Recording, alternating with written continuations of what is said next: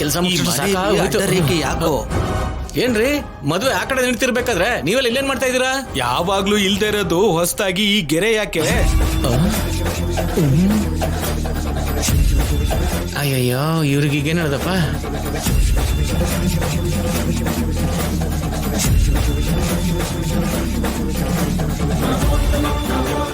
ಏನು ಹೇಳಿ ಮ್ಯಾನೇಜ್ ಮಾಡ್ಬೇಕು.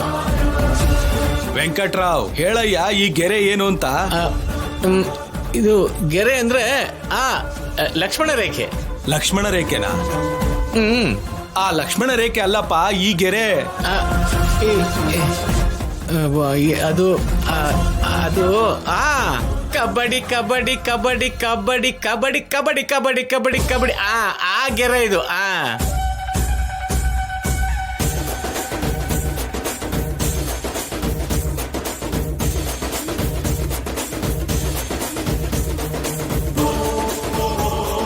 ಕಬಡ್ಡಿ ಗೆರೆನಾ? ಅದೇ ಅಲ್ವಾ ನಾನು ಹೇಳಿದ್ದು. ಕಬಡ್ಡಿ ಗೆರೆ ಅಂತಿದ್ದಾನಲ್ಲ ಏನು? ಏನಿಲ್ಲ ಯಜಮಾನ್ರೆ, ನಮ್ಮ ಮನೆಯವರೆಲ್ಲ ಸೇರಿ ಕಬಡ್ಡಿ ಆಟ ಆಡ್ತೀವಿ.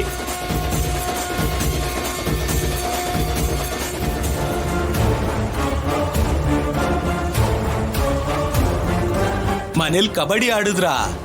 ಗಂಡಸ್ರ ಹೆಂಗಸ್ರ? ಯಜಮಾನ್ರೆ ಮಿಕ್ಸ್ಡ್ ಯಜಮಾನ್ರೆ, ಮಿಕ್ಸ್ಡ್ ಎಲ್ರು ಸೇರಿನೇ ಆಡ್ತೀವಿ. ಅದು ಯಾವತ್ತು ನಡೀತಾನೆ ಇರುತ್ತೆ ಯಜಮಾನ್ರೆ. ಇವಾಗ ಮದುವೆ ಅಲ್ವಾ, ಅದಕ್ಕೆ ಸ್ವಲ್ಪ ವಿಶ್ರಾಂತಿ.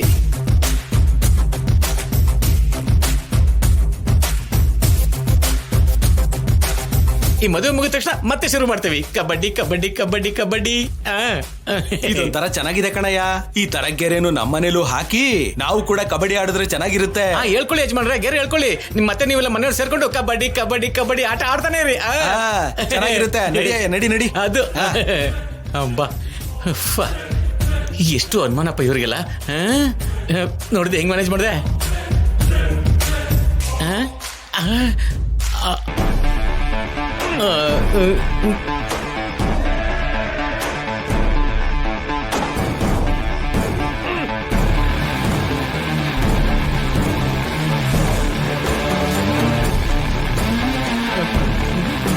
ಭವನವ್ರೆ, ಅವರು ಈ ಗೆರೆ ಬಗ್ಗೆ ಕೇಳ್ತಂತ ಅನ್ಕೊಂಡಿರ್ಲಿಲ್ಲ ಭವನವ್ರೆ.